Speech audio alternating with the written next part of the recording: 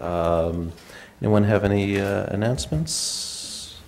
This weekend was Porch Fest. I was out of town, but I understand. And the Coolidge Corner Arts Festival as Yeah. well. Yeah, I heard it was great success, unfortunately. I actually attended both, and I can attest to the fact that they were both great successes, well attended, and a whole lot of fun. So thank you to the organizers for putting on both the Arts Fest and the Porch Fest, and the merging of the two events at the Devotion School worked out quite well as well. So. Okay, so let's take care of the minutes. So we have the minutes for May 17th and 31st. I've got some corrections to the 17th. I do as well. The smaller one, I had some corrections to that as well. Okay, so just pass it over to Kate. I will move that we approve the minutes of May 17th and 31st as amended. All those in favor, please say aye. Selectman Daley? Aye. Selectman Franco? Aye. Selectman Heller? Aye. Selectman Green? Aye. And the chair votes aye. Okay, we're going to take an item out of order in the agenda. So we're going to jump to the calendar for the police commendations. Chief O'Leary. Good evening, and thanks for taking us out of order.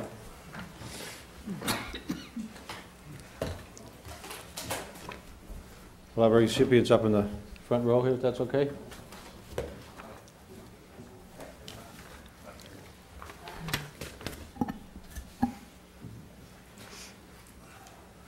There's a lot of brass in this room.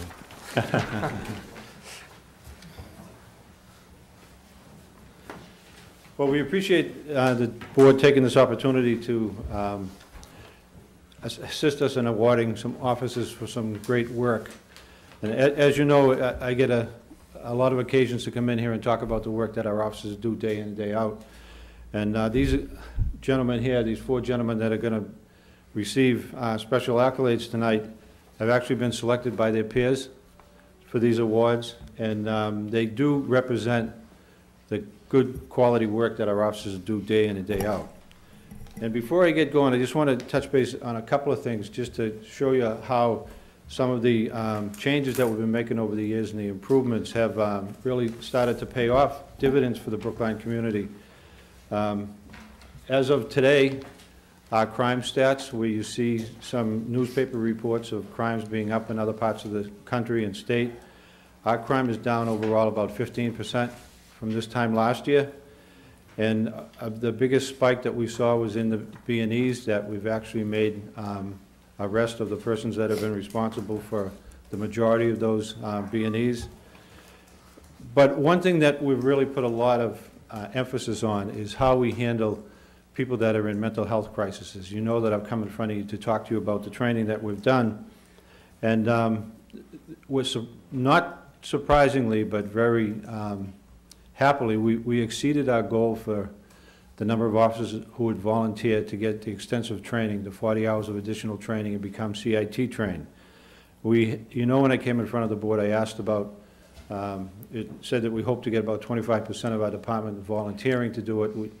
So we graduated a class 2 weeks ago from Somerville, and that class put us at just about 35%. We had representation in every class that this group was putting on for us, and I think they liked the work that our officers had did so much that they've asked us to host a site next year to train Norfolk County departments that have expressed an interest in it. And we have submitted our application to do that, and we hope that our application will get accepted and we can roll our first class out in the springtime. But CIT affects, and mental health training affects a lot of different things. And I think if you saw the news on Sunday night when there was a lot of emphasis being put on the opioid crisis and heroin overdoses, Brookline, unfortunately, is not unscathed in that either. I know the board is aware that in 2014 we started carrying Narcan in all of our police cruisers and trained all of our officers in April of 2014. At this point, the ambulance has always had it. They've had it going back as far as I can remember. The fire department carries it and deploys it as well. Well, since the time that we put it in 2014, we've deployed Narcan 26 times in the community. It's worked on 23 times. We've had reversals and saves. 3 times, unfortunately, the victim was too far gone at the time that Narcan did not work on them, but that's a lot of saves. And we've taken a look at how we can improve our response to people who are addicted to heroin in particular. And speaking to Deputy Lipson, him and Sergeant Malin had come up with a plan to incorporate an effort where we include our crisis intervention team and our detective unit to work hand in hand when a person overdoses, which would be very much like an overdose response team, where we will have persons that are assigned to the CIT team. They will focus on the victim and the victim's family and try to get help for that victim. At the same time, that CIT person will also cooperate with an assigned detective whose responsibility will be to follow up to try to determine where the heroin or where the opioids are coming from, with the goal to eliminate that source through arrest or in prosecution. So that's a plan that is underway. It's being developed right now, and we hope to have it rolled out in the coming weeks. And that's just a little tip of the iceberg of what we're doing. I know that we're doing a lot of de-escalation training. And de-escalation training, I've talked to the board on a number of occasions of it. And we want to reinforce how our officers de-escalate critical incidents. And that's will lead me into this next phase that I want to talk about, and that's why we're here tonight. We're here tonight to award a number of officers for work they've done that's really stood out over the years, and not necessarily what everybody would consider as just police work. It's police work in 2016 where we're more well-rounded than we were several years ago. And when we want to make changes to the way we do things, we reward when people do what we ask and what we train and where we get to. And an example would be what I just talked about, the de-escalation and the award ceremony that we have tonight. In 2010, Superintendent Morgan put together this policy to allow the selection of recipients to be the members of the department, not necessarily the command staff. So everybody is represented in here, and they've picked out certain medals and certain activities that they want the officers to do that would be eligible to receive these awards. And by doing that, the onus is put on their peers. Their peers recognize what they do, and they have to meet certain standards in order to get these awards. And these officers certainly have. But in order to do that, and in order to comply with changes in our policing tactics and what we want to emphasize with our officers, it involves us changing a lot of things. And this policy is now going to go through another change. A recommendation from the group is to add a medal going forward. And the medal will be a life-saving medal.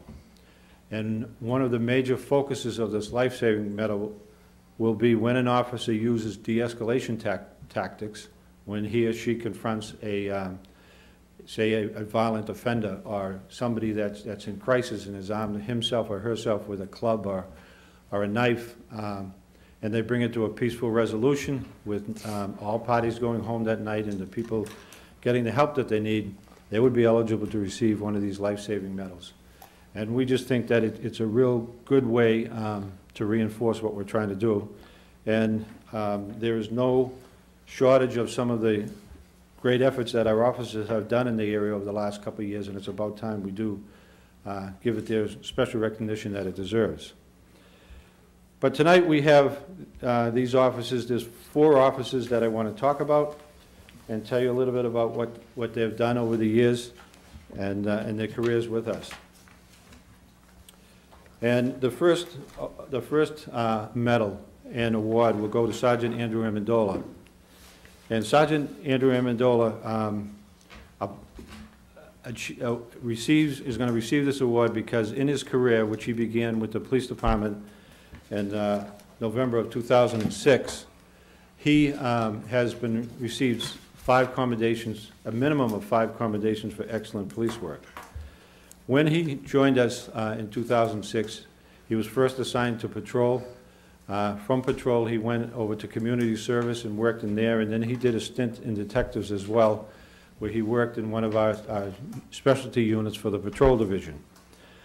While he was doing this and performing great work for the police department, he also served his country in Afghanistan, where he received a Purple Heart when he was wounded in the performance of duty when he was guarding an outpost in one of the regions of Afghanistan that had come under attack. Fortunately, he recovered from his wounds, came back to us, and he's been doing an excellent job. I know he came to you a little over a year ago, maybe not quite a year ago, when he was promoted to sergeant, and he's overseen some critical incidents there, one of which I'll talk about today. But he's here today because of a couple of commendations that he received this year. And just to highlight them, on January 9th, at about 7 o'clock at night, he and his partner pulled over a car that had run the stop sign at Chestnut and High Street. And when they walked up to the car, they saw the occupants of the car moving around in the vehicle. They engaged him in conversation. One of the subjects admitted that he had a pretty serious criminal record. When they ran his criminal record, sure enough, it was a little bit worse than they thought, and where he had been arrested 3 separate times for carrying a firearm. So with that, they were able to get the officers out of the car, the occupants out of the car to make sure that they were safe. And in doing that, they were able to develop some information and probable cause that allowed them to search the car, and they found a pretty good quantity of marijuana, cocaine, money, scales, plastic bags, clear evidence of distributing drugs. Those subjects, there was 3 subjects in the car, all were placed under arrest, and all are currently under indictment by a Norfolk grand jury for drug distribution and other charges. And then in May, he showed skills in another area when he was a sergeant. Responded to a call up on a street close to the police station where a teenage girl had come home from a night out with her friends and was a little bit despondent, locked herself in the bathroom, but didn't stay there, climbed out the window, went up on the roof, and threatened to jump. Sergeant Amendola oversaw a group of officers that were tasked with trying to get her to understand that what she was doing did not have a good ending, and that if they were so inclined to do, and they would want to get her off the roof and get her help.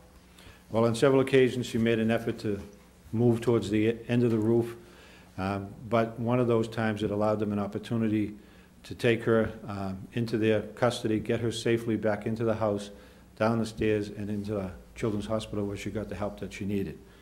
So those 2 commendations actually put him over the 5, and that's why we're here tonight. He does an excellent job. He's an excellent sergeant, and the superintendent is going to award him his medal for the commendation.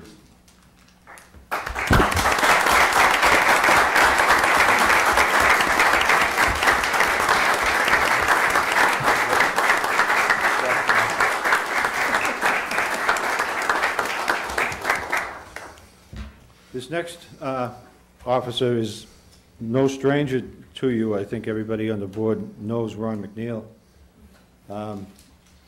Ron has been with us since 1980, and Ron has had an extremely productive career. He really knows how to get along with people. He had a lot of assignments during the 80s in not only in patrol, but also in traffic, also in community service. But he served the town as one of our original DARE officers. Him and Phil Harrington, who's now a lieutenant, served as a DARE officers in the 1990s, and they really were the first officers to get a lot of involvement with the schools to a point where we're regulars with the schools and partners with the schools today. But Ron's service goes beyond that, and he's getting recognized with the Public Service Medal, a Police Department Public Service Medal, based on the work that he's done, and I'm going to go a little bit into it. He's really been a person ahead of his time on some of the stuff that he's done. through the years and right up until today, he's been a coach in Brookline schools for a number of kids, aside, and this is outside and after he stopped being the dare officer. And to where today he coaches 3 different sports in the different schools.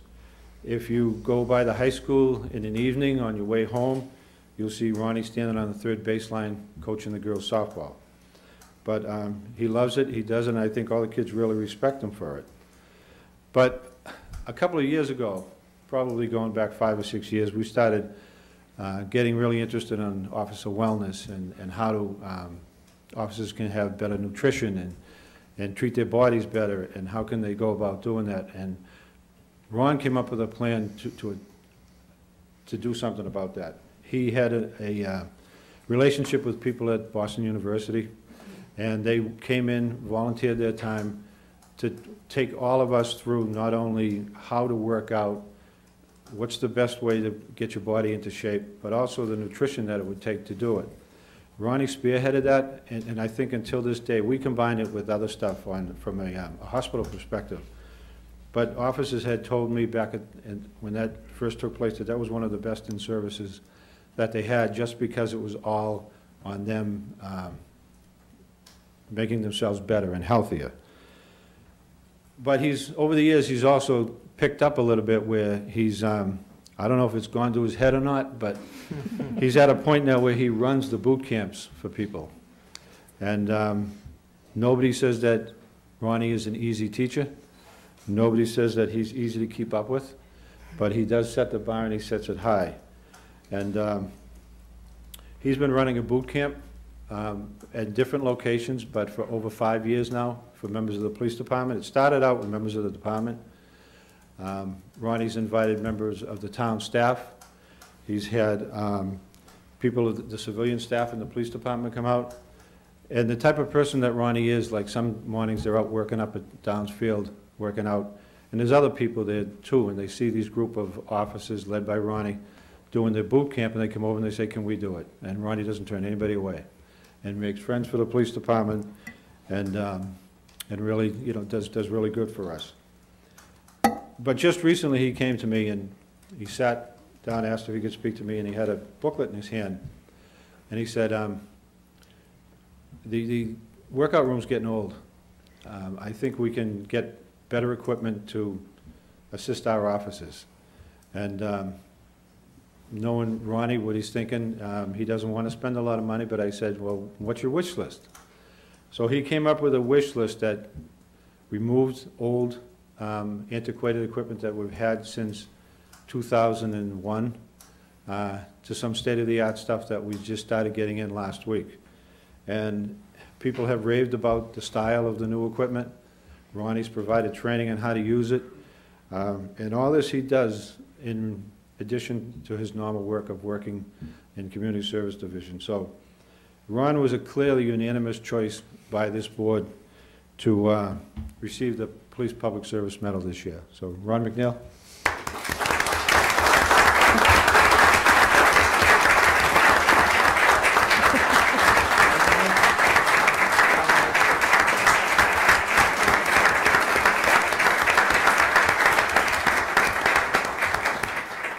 There's a second Public Service Award coming tonight to Detective Ken McHugh. I think you all know Ken as well, but he's getting awarded this medal for something that I don't think many, if any at all in the department, knew that he's been doing for the past 15 or 16 years. He joined us in 1977, December of 1977. We were in the academy together. We came on together. But a little bit more than a year after he served in patrol with his partner who's here tonight, Paul Kelleher, they both got transferred into detectives. And he has the unique status of being a detective here since, where, Kenny, 1979, 1980? 1980. And through the years, he's gotten involved in a lot of cases. He's done some excellent police work. He's a go-to guy. He's a mentor. He's not afraid to help younger officers, younger detectives come through. And he's just a good person and a well-rounded individual. And his work goes beyond the criminal investigations that he does. And I think that if you talk to a lot of the younger officers on the department, they will tell you that he is very easy to talk to and very willingly lets his knowledge flow to them, which I think we appreciate very much. But last year I got a letter from the administrator over at St. Teresa's School in West Roxbury. And this woman sent me a letter just thanking Kenny for the work that he's done, and it's gone unrecognized. And it was something that really, really stood out. Because I didn't know that he was over there talking to students for the past 16 years anyway. And if you're doing it for 16 years and you're talking to the entire 9th grade in one school, but you're inviting the public school personnel and their parents in from schools in the area in West Roxbury, and you do it with no recognition, you just do it because that's what you want to do, and you talk to them about drug and alcohol abuse, it really sets the tone for those kids going forward. And Kenny did that, and he never asked for anything from us. He just went ahead and did it. She wrote me kind of a funny part of the letter that said that he thought he was going to come in and talk to a class, which was probably about 19 kids, when he walked into an auditorium that was completely filled with 9th graders from St. Teresa's, from the public schools, and all their parents. But, you know, Kenny, like, if you haven't got it by now, he's not shy. So he got right up there and he wowed them. But I just want to read, I think this could do it better than what I can say, is read an excerpt from her letter to me. When he began to speak, this is his first night, every eye was on him and you could hear a pin drop in the gym. He was absolutely marvelous. He quickly and quietly captivated the crowd, and from that day on, our program has never been the same. For close to 15 years, Detective McHugh has stood before our students and parents and shared various alcohol-related stories in the hope of steering young people clear of potential trouble or grief. Detective McHugh's contribution to the education and safety of our youth has been invaluable. At an age when most students are tempted to make peer-driven, impulsive choices regarding underage drinking, Detective McHugh has been the calm voice of reason responsible for enlightening several thousand youth over these many years. Our debt of gratitude to him can never be repaid. Kenny, Superintendent would award you the honor.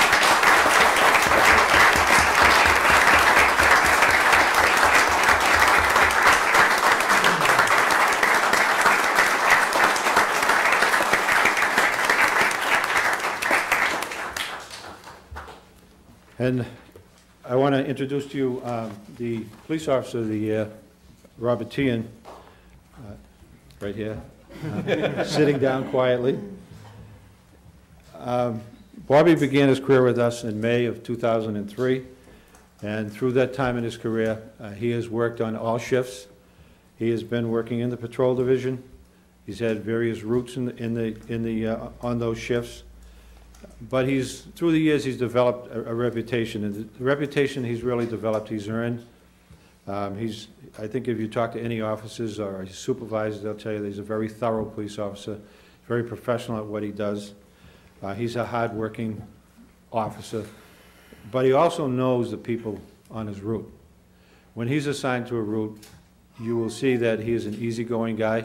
You'd see that he likes to talk with people. He likes their interaction.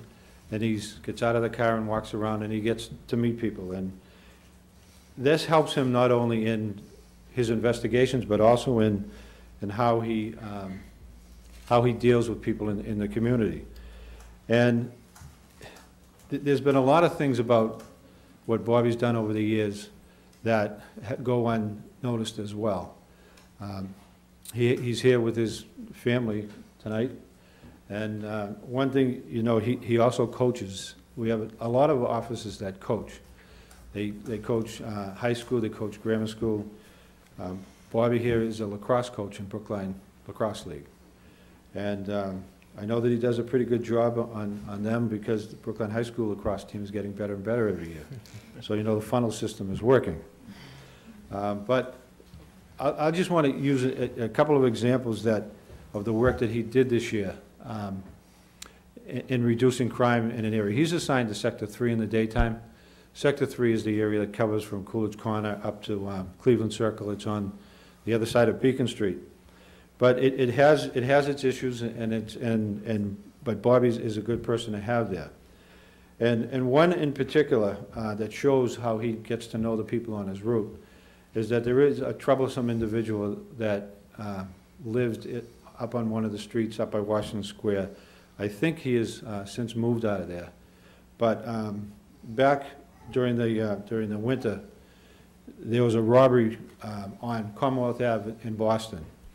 And the call came in that an individual, they gave his description, had robbed a person at 1600 Com Ave and had fled the area, fled towards Brookline. We get it over our radio. Bobby goes to the area, and as he's driving down one of the adjoining streets, heading towards Commonwealth Ave, he sees this individual's family's car parked on the side of the road.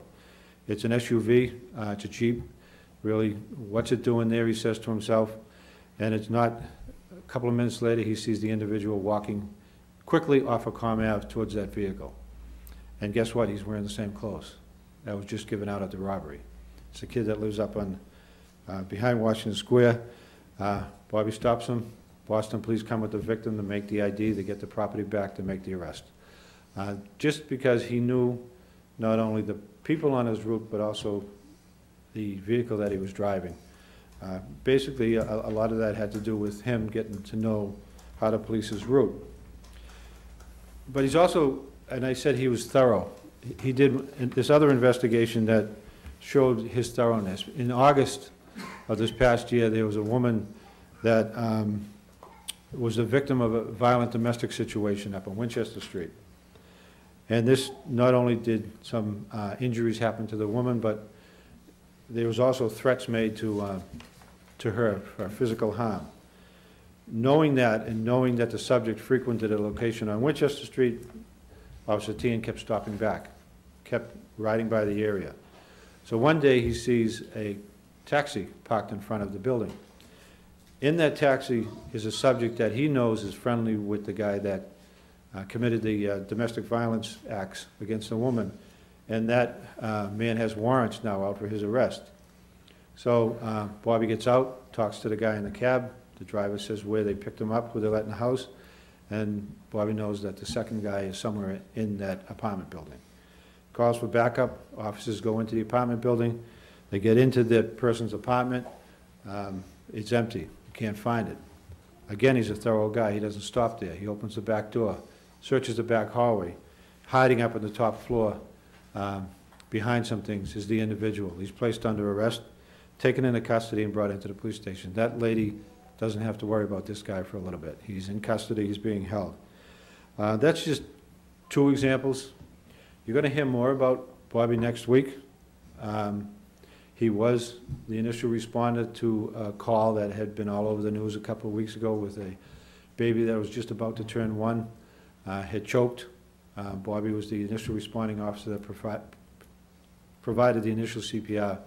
Then along with several of the Brookline firefighters, they were able to save the child, and I think it was 3 years before the child got to celebrate its 1-year birthday. So I won't tell too much about that because we'll be back here next Tuesday night. But it's a well-deserved honor. It's a unanimous vote by the committee that selected Robert Tian as Police Officer of the Year for 2015.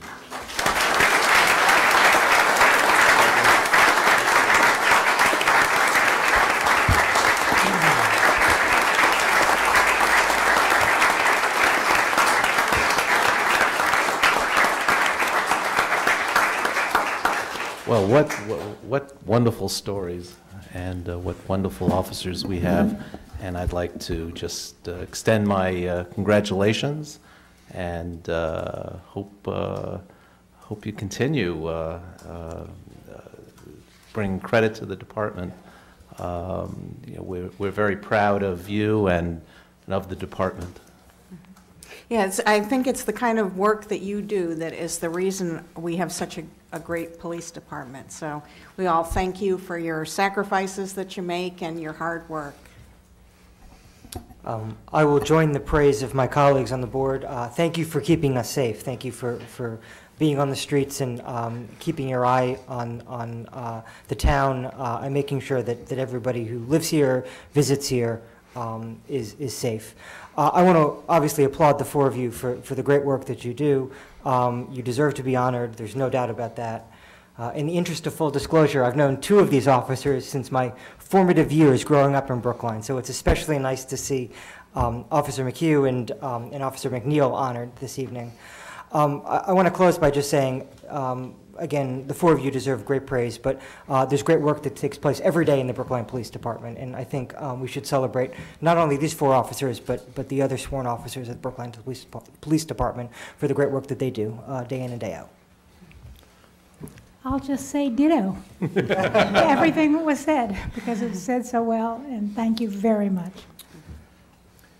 I can't really add anything to what my colleagues have said, except that I appreciate the fact that the details of the police work that went into these commendations being presented is really very helpful in us understanding, you know, what they do day to day, not just the exciting stuff that we read about in the newspapers, but the day-to-day stuff that sort of lays the foundation for successful policing in town. So I appreciate that. Thank you. I'll end by just recognizing the family members who are here. And I know police work, there are a lot of sacrifices, personal sacrifices and family sacrifices. So thank you to the families. Would you like a picture? Pictures, yeah.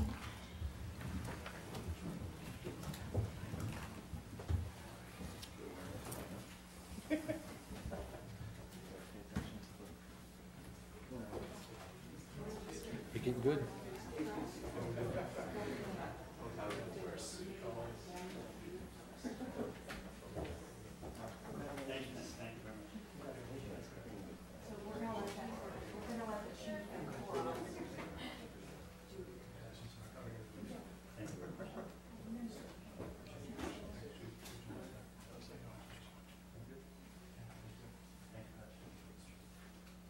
We're going to let the chief and four officers have a picture first.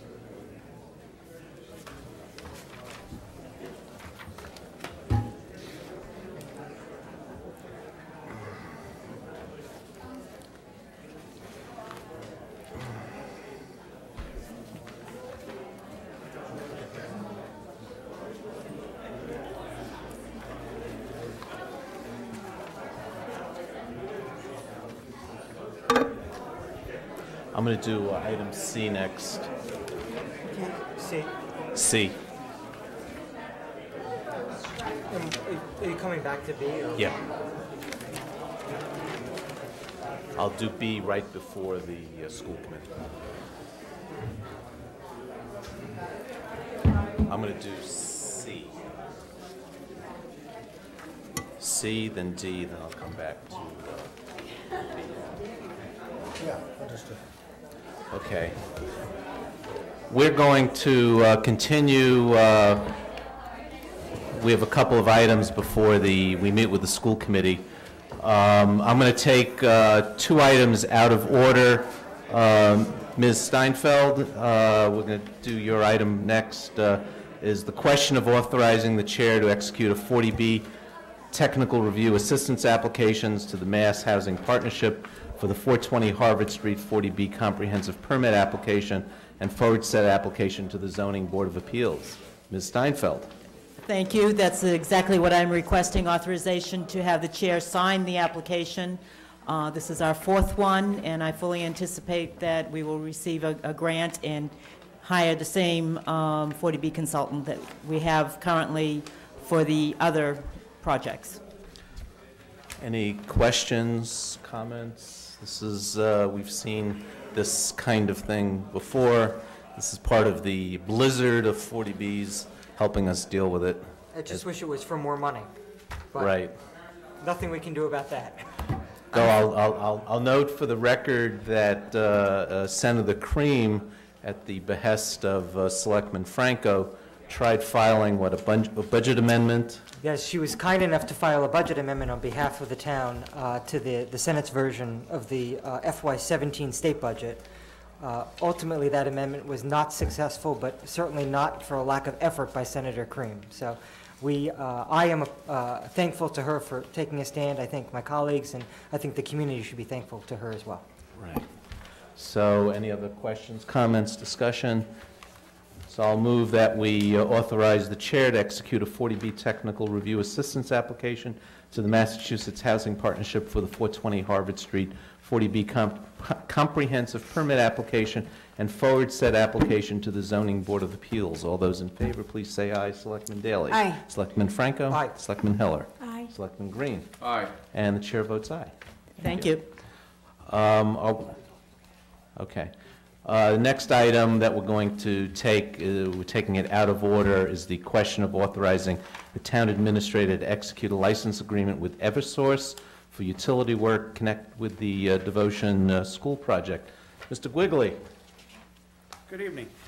The work of the Devotion School, as you all remember, involves not only work on the building, but on the site.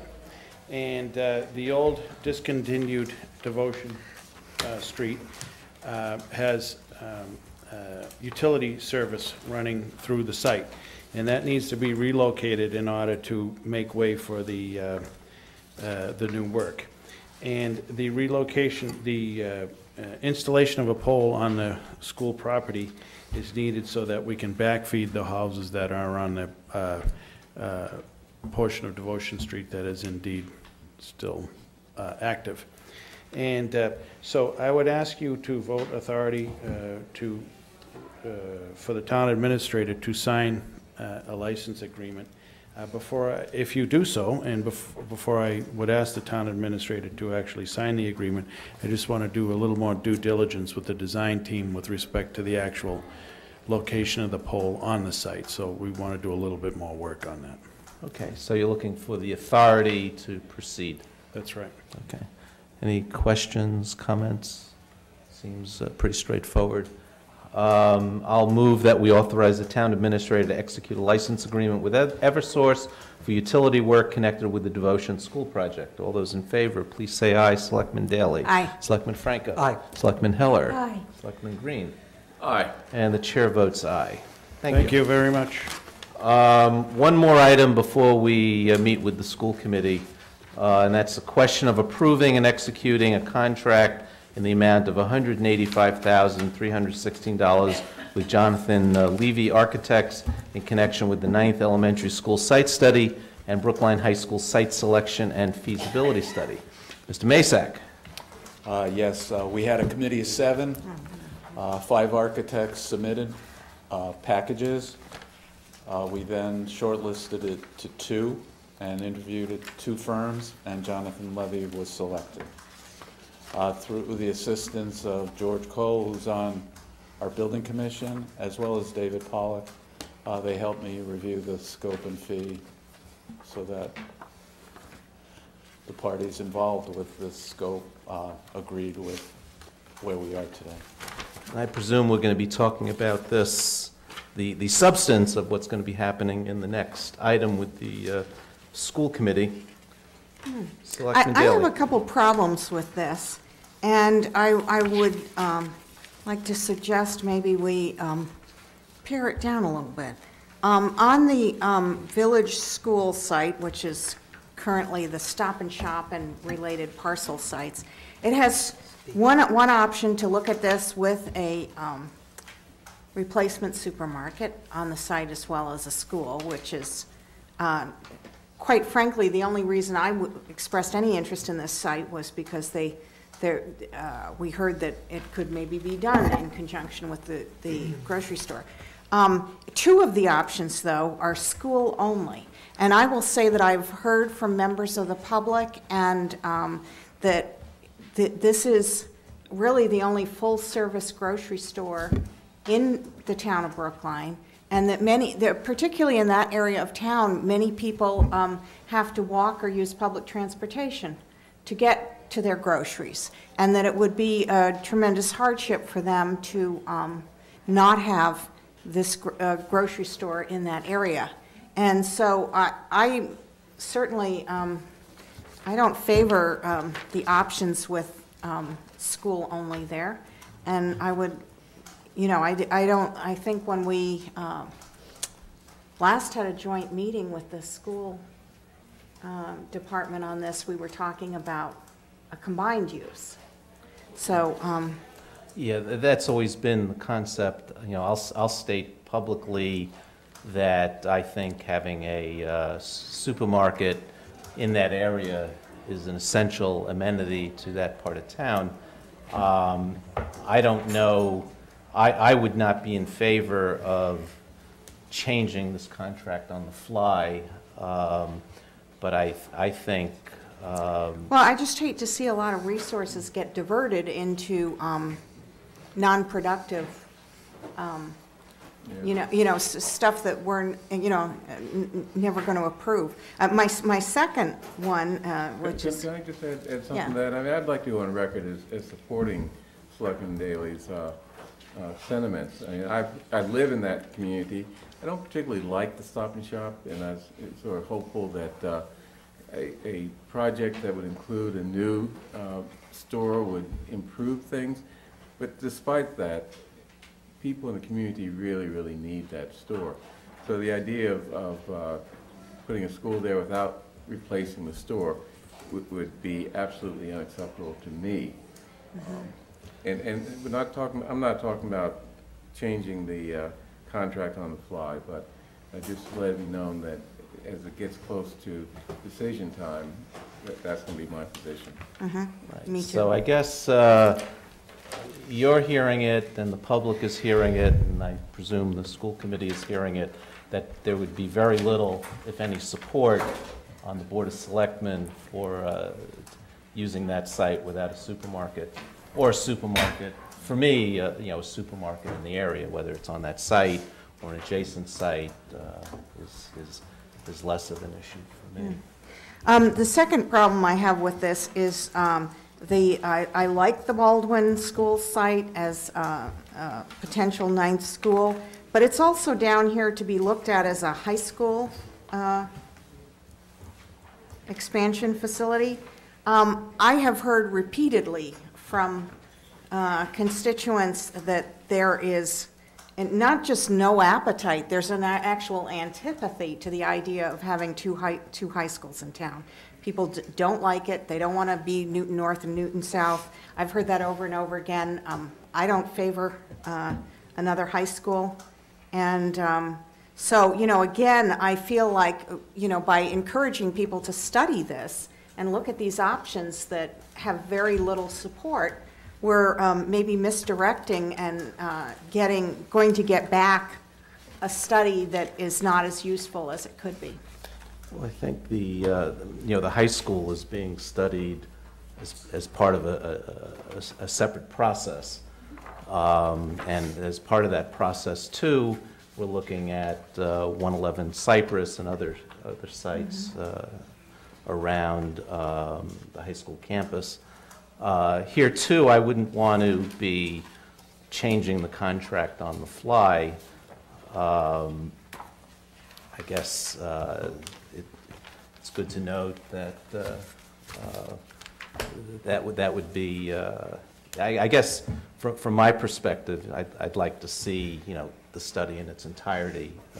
I'd be predisposed to be in favor of one high school, but I don't know exactly what that means. The 3,000 or 2,700, whatever the number is. I guess that's what the school committee is studying. So I'd like to agree with Selectman Daley. I mean, I think,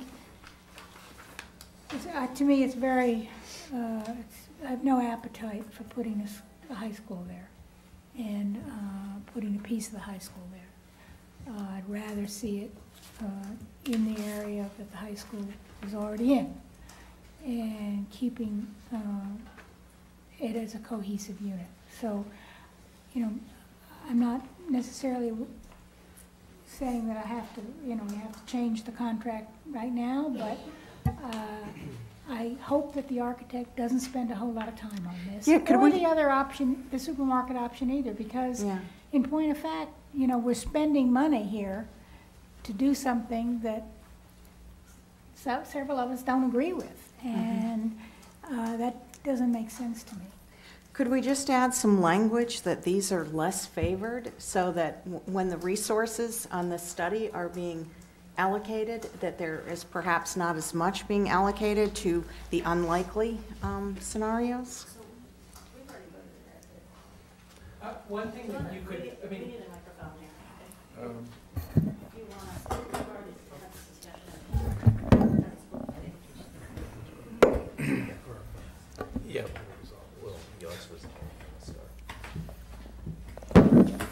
a session with the architects has been scheduled for the 14th of this month, next week.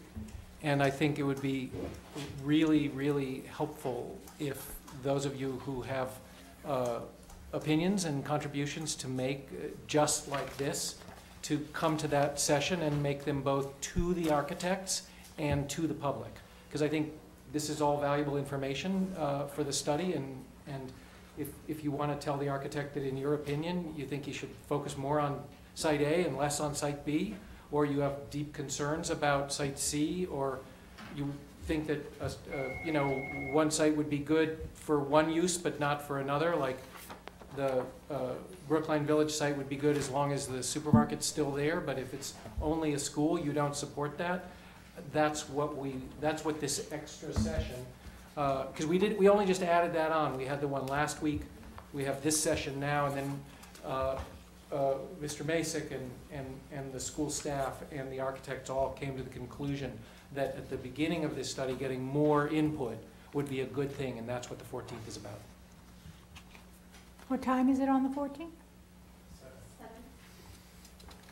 We'll be here. And I think it's down school committee room, is it in the school committee room? right, well, yeah, it's at the same time as the selectmen. Or we Just can take this as your input for this, that meeting. I think I that's. will be happy to write something and submit it to you, but School calendar for the summer does not include the 14th. But then the summer doesn't start until The 28th. the 28th. Okay. I just read the calendar. Anyway, but you're still doing the contract, right? So we Right. already voted the contract So as is. what I would suggest is we vote the contract as is. You've heard the kind of an initial sense of the board. What? You've heard an initial sense of this board on a couple of the items, and because I think you know, the contract has been negotiated and voted by the school committee. I believe the building commission has been involved with writing the terms. So I would move that we just approve this contract with our input as. okay, Kate, please make sure my concerns get into the minutes. Okay, so therefore I'll move that we approve and execute a contract in the amount of $185,316 with Jonathan Levy Architects in connection with the 9th Elementary School site study and Brookline High School site selection and feasibility study. All those in favor, please say aye. Selectman Daley? Aye. Selectman Franco? Abstain. Selectman Heller? Aye. Selectman Green? Aye. Chair votes aye. So let me, before you take up the next item, let me just make a quick announcement. Following a determination and advice from the State Ethics Commission that my participation in this matter would violate Chapter 268A, Section 19 of the Massachusetts General Laws, I am recusing myself and leaving the meeting, and I ask that the minutes reflect that. Okay, so now we're rearranging a little bit of our microphones. We have some seats up here. if Yeah, anyone come on wants up, to. join the party. And is Beth Jackson Stram on the phone? I think she's getting her on the phone. Okay, I'll read the script. Pursuant to this board's authority under 940 CMR 29.10 paren 8, Beth Jackson Stram will be participating remotely via telephone due to geographic distance. There's a quorum physically present, and all votes taken will be recorded by roll call. And Ms. Jackson Stram will be allowed to vote. I've reviewed the check sheet on participation, and all the requirements have been met.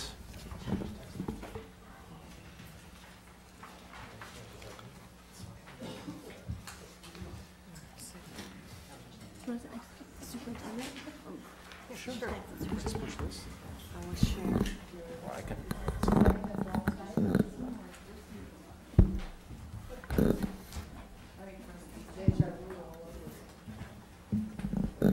Join the party. Okay, Ms. Dunn, welcome. Thank you.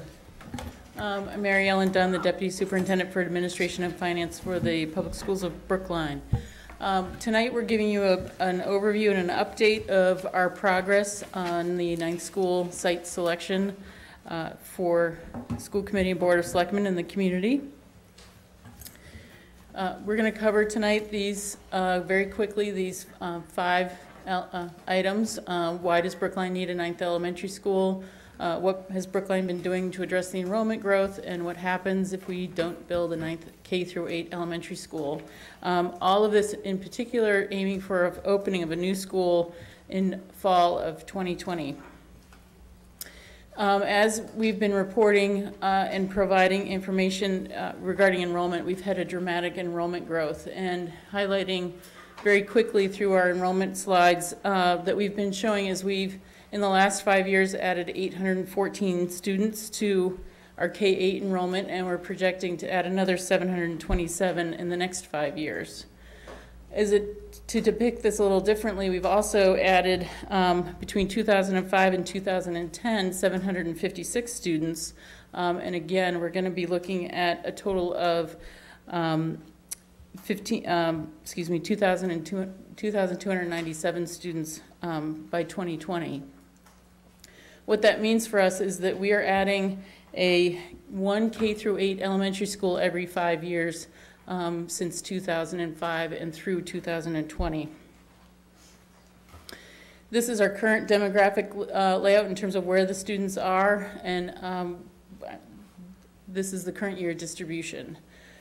So part of what we've been dealing with and updating with enrollment is our classrooms and the number of classrooms. And this chart shows that we are 5 under this year. So the reason why, and we have 2 modulars at Baker that we're leasing, and we're also leasing 3 classrooms at Pierce. For next year, we still have those same 5 classrooms, the 2 modulars at Baker and the 3 leased classrooms. Next year, we're making up the next 5 through internal existing space within our buildings, and we're actually adding 1 more classroom at Pierce that is under a lease. So our leases are expanding for classroom space. So what have we been doing to address our K-8 enrollment and the dramatic increase? So since 2009, as a review for both committees, but for the public, 2009 was the Master's Facilities Plan, updated in 2011 for demographics. B-Space was 2013. There was additional demographic projections done by an MIT team in 2014, and the Civic Moxie report that was done in started in December 2014, which has provided us with our new study, JLA, which both committees just approved the contract tonight. So since 2008, just to put this in perspective, we've added 54 classrooms, which is equivalent to 2 K-8 schools at 3 sections each and 27 in each classroom, 27 classrooms. Ideally, our actions have been we've relocated, we've created, we've converted, we've expanded, we've reclaimed, and now we're spending $1 million every year in lease payments for classrooms because we've virtually run out of space. So what happens if we don't add a 9th elementary school? Oops, excuse me. We'll still continue to be short 27 to 30 classrooms. We'll have undersized cafeterias, or we'll have inadequate core facilities. And what that does is it makes scheduling school day extremely challenging and difficult to provide the educational services we're mandated to provide. The new information for the community and both boards is that we've completed some analysis in terms of how many classrooms will be over 18 or between 18 and 30. The public schools of Brookline and the community of Brookline have been committed to a 21 student average for a classroom.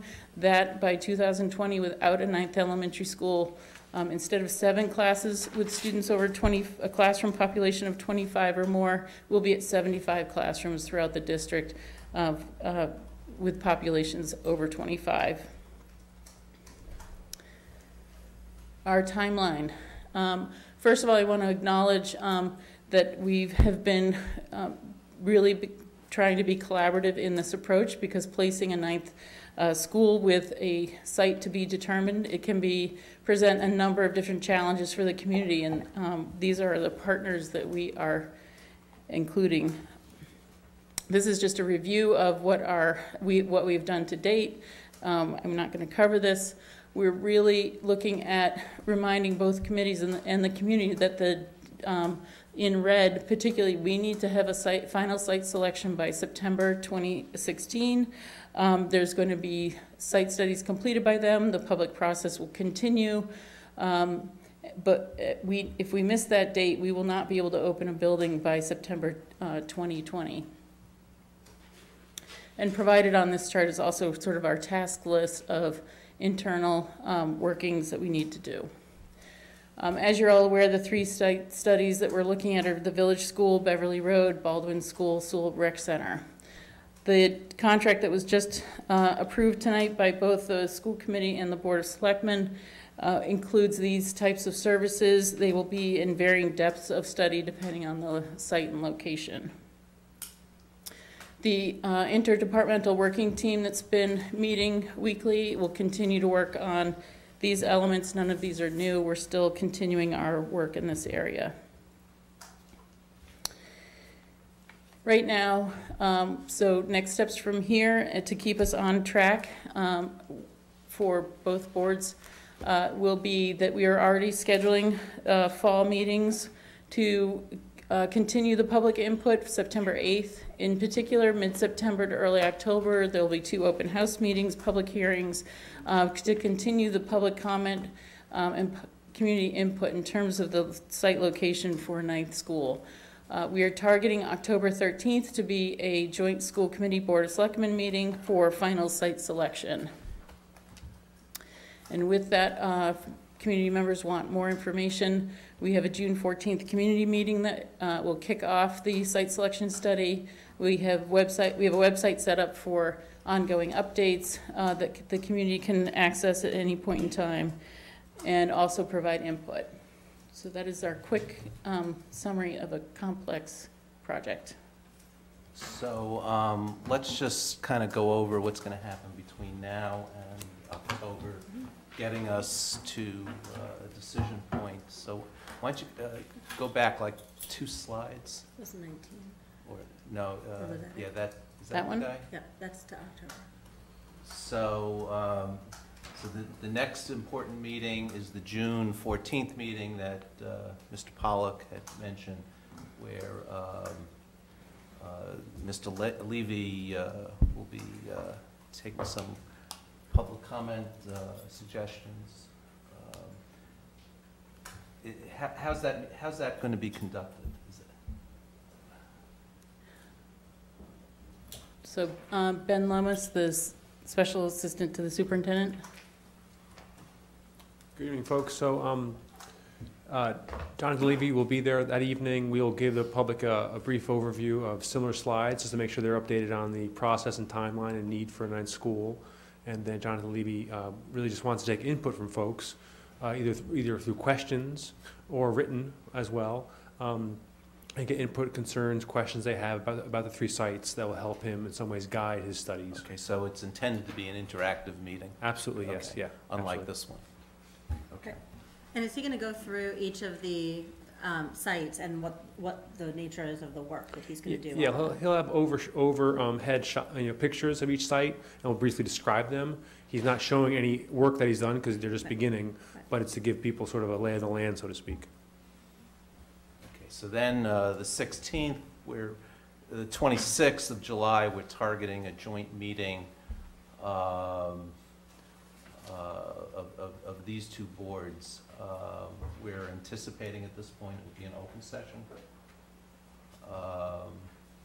where we'll be seeing some work product from Mr. Levy.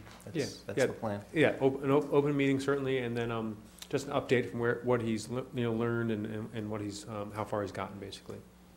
I think we're all unanimous that we're not making any decisions over the summer. This is just an update, an interim update. That's all. Yeah, okay. But the public's certainly welcome to attend.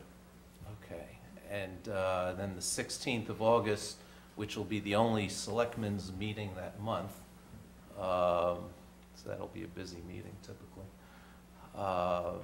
We're anticipating an executive session, okay, and then the real action begins in September. So we're anticipating the final is the September 8th the kind of Mr. Levy's final work product, or it's a It's a presentation. He'll get some input at that point and may need to make adjustments depending on your input and the board's input or public input. But then we expect it to be mostly final with maybe some minor adjustments. Do you all have copies of this presentation? They were, okay. Yeah, I see people taking notes. I'm sorry those weren't handed out. Okay, and then we'll have a series of open house meetings and public hearing September into early October, and then with a goal of a final site selection mid-October.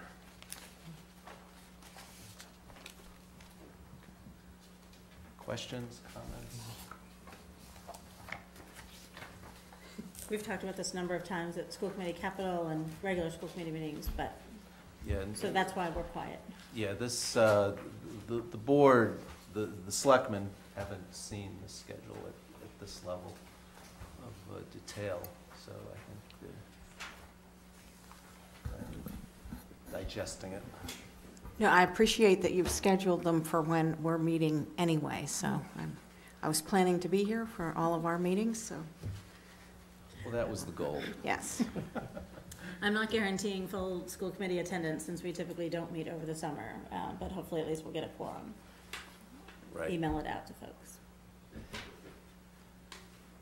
Okay. Is it worth spending a minute on the post-October timeline? As to what happened, why that October date is important? Do you want to just walk through this one a little more slowly? So post-October for November through April 17, once the site is selected, we need to move into feasibility and construction phase and phasing of the project. We also need to look into the financial aspect, debt exclusion overrides, and all of that in terms of funding so that we can actually meet that opening date. So everything's sort of worked backwards. So it's probably easier to understand kind of backwards from September 2020. we need to start construction by October 2018. It does take 24 months to 36 months potentially to build a building. Construction drawings need to be done, so that's, you back that up. Fall of 2017, town meeting and debt exclusion override. That would be the latest that would, we need to have that done and completed. That's not that far away. And May 2017 to October 2017 schematic design, and sort of backing into November and April with feasibility, and then back to final site selection. So this slide is a helpful slide for the community to understand sort of that there is a cycle and process to building and opening a building. So a key milestone I'll just note is in fall 2017, the proposed town meeting vote, which would be the big bonding authorization and construction budget, which would then have to go to the voters for a debt exclusion, since our CIP doesn't have the capacity to support the project. So the timing of that would be that we would vote at town meeting in November and probably have the vote of citizens of Brookline in December, and that's what we did at the high school in 1995. So right. Well, we'd have to see how the process is going. You know, we can't be setting exact dates yet. As we've seen, anything can happen between now and then, and this is an optimistic schedule. It's a very aggressive schedule. It's a best case scenario timeline. Right, there you go. It's an aspirational scenario, It's an aspirational as the way it's been described. I think the other thing that's important to note here is that this does not have time built in for site acquisition, and so I think if there were site acquisition or site acquisition costs that needed to be eminent domain or other things that needed to happen in the 2016-17 timeframe or 2017 timeframe, that would need to get layered on here as well. So someone asked, you know, what does this a timeline for? It is a stylized timeline. It's not a specific timeline for any one pathway. Mr. Pollack. It also, the 24-month construction period is probably, anticipates a single-phase project. We know that we're undertaking a huge single-phase project in 25 months at the Devotion School, so we know that that's a realistic time, but we know that when the time that was allocated for Devotion, when it was planned for having students in the building and phasing the project, was not quite twice as long, but it was over 40 months. So some of the scenarios, for instance, on the Beverly Road site that might involve the existing building could take longer. Likewise, I imagine scenarios that involved doing a dance around the Stop and Shop site so that there was always an open supermarket, and you had to build the new one, and then you had to tear down the old one, and then you had to build the school. That would take longer as well. Right.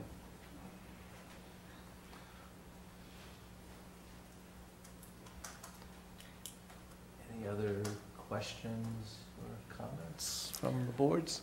Well, I'm just going to say I appreciate all the hard work that has gone into this. I know it's been, and people keep asking me, well, why isn't stuff happening? There's a huge number of decisions to be made and things to be thought of, and I think this kind of reflects that. So I want to say thank you to all who have been working on this. Yeah, I guess I'm gratified now to see a path to a decision and to a school. I've been involved in this process now for the last, more than 3 years. So finally, we're on our way. So that's a good thing. The only other thing I would note is that there is a timeline that looks a little bit like this for the high school, and so maybe at one of the next, probably in the October timeframe, we're going to have to merge those two timelines as well. We've already started looking at them together, but especially as one contemplates request of town meeting or request of the voters, sort of sequencing those timings is important also, which is why and much of that update will be given to the public next week in the high school session, which will also be facilitated, and we'll also have lots of opportunities for public input. That's on the 13th. Where and when? The 13th at BHS at 7 p.m. In Yeah. the auditorium? Or MLK room? We're sort of just still gauging, interest and capacity, so it could be MLK room if necessary, then the auditorium, but then there'll be 4 breakout rooms, so folks can have a conversation and provide input in smaller groups. So then that's going to be an important meeting. Mm-hmm. And that I think is kind of the beginning of the public phase of that project, or what's the next phase, start of the next phase.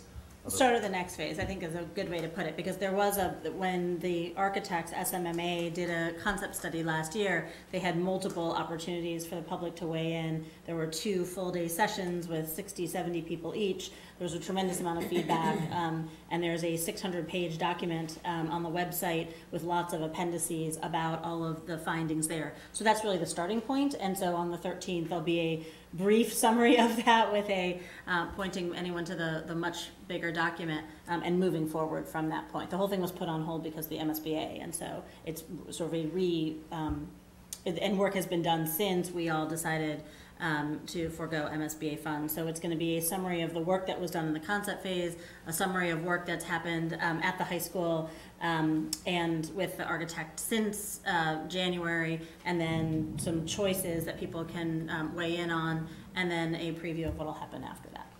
Okay, interesting. Oh, I'm sorry, what time does that meeting start?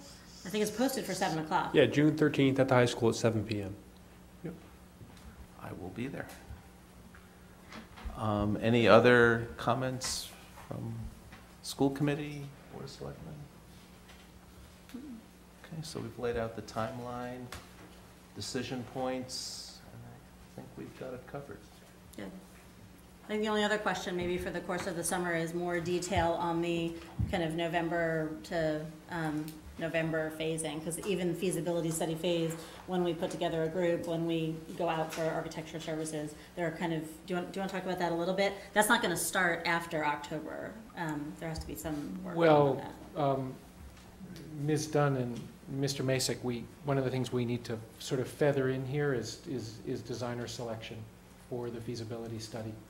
Because right now we've got a decision on October 13th, and then we jump right into feasibility study, but we Jonathan Levy architects have been hired to do this site study, but we still need to do procurement for designer for the project itself.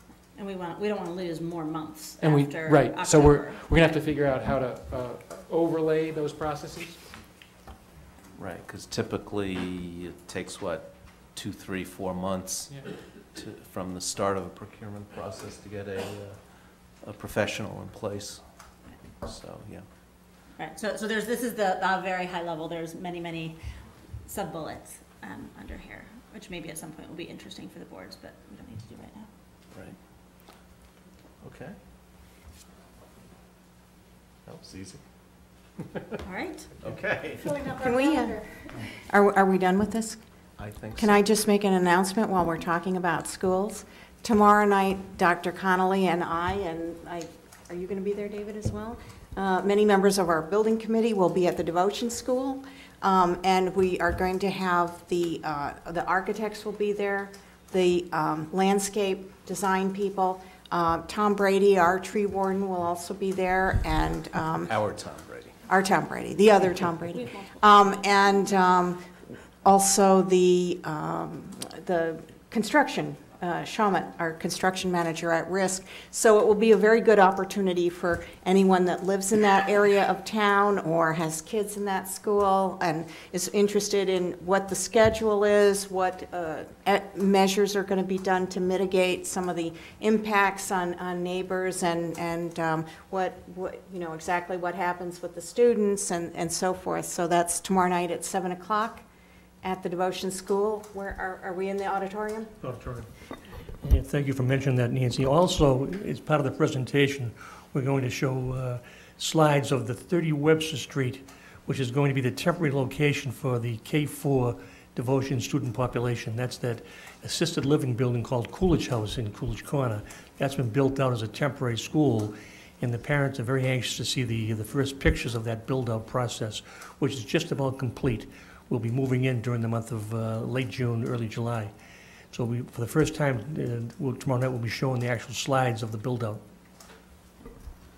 Can I do two other quick things? Sure. One other quick thing is, I don't know if there's appetite on the Board of Selectmen, but I'm fairly certain there's no appetite on the part of the school committee to reopen things after October. So when October means final site selection, it means final site selection. It doesn't mean, let's see what Jonathan Levy, architect, says, and then we'll kind of decide on the next phase of this. It means site selection. So I think the way I've understood the conversations the school committee's had is that means site selection. Site selection means site selection. So I would just put that out there, because if anyone has a different idea of what we're doing in October, that would be helpful just to align on. No site will be perfect. How many times, I'm not sure how many times we can say it. That's certainly my anticipation, and I announced it in my budget speech to town meeting, that the time has come for us to make a decision. So I guess we're going to make a decision. I think this falls into the category of no site will be perfect, and no amount of information will be perfect, but we will actually build a terrific school on one of the sites that we have been discussing all the way along. And so I think that's what we're all focused on. The only other thing I want to say is this might be Dr. Connolly's last meeting with us as interim superintendent, and so one cannot underestimate the credit that goes to Dr. Connolly for moving all of these projects forward. Far from being a caretaker or a steward, you have been moving everything forward full steam ahead on all fronts, and we are so very, very grateful. We would not be here without you.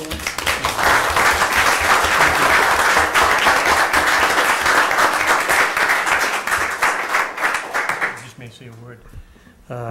That's quite possible. This may be my last month in Brookline in this capacity, but I've been here for a number of years. The interim principal of the Runkle School, the interim principal of the Devotion School, now is your interim superintendent. And I just can't say enough about the support and the teamwork that I've seen happen here in this town. It's been a pleasure working with all the boards, all the committees, and the staff. It's just been a great experience, and it'll be a fond memory for many, many years. Thank you very much.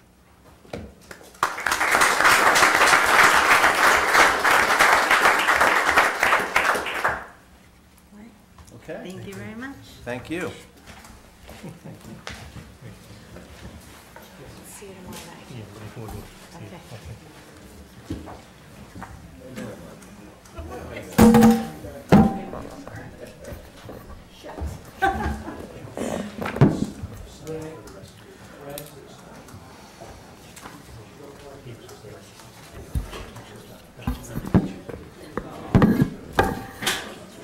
Sure.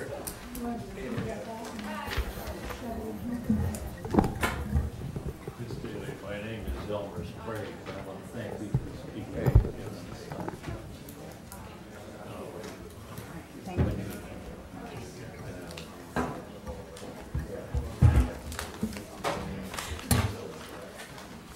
Did anybody not get a copy of this? Oops. Nancy, did you get a copy? I did get one, thank you. And Bernard got one too.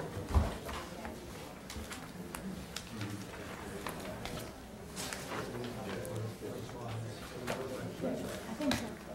Neil, community integration is next. The Warner has a small. Okay.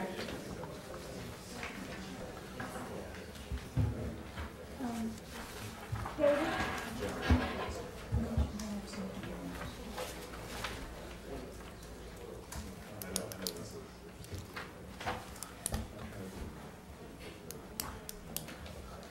Family pictures? Yeah.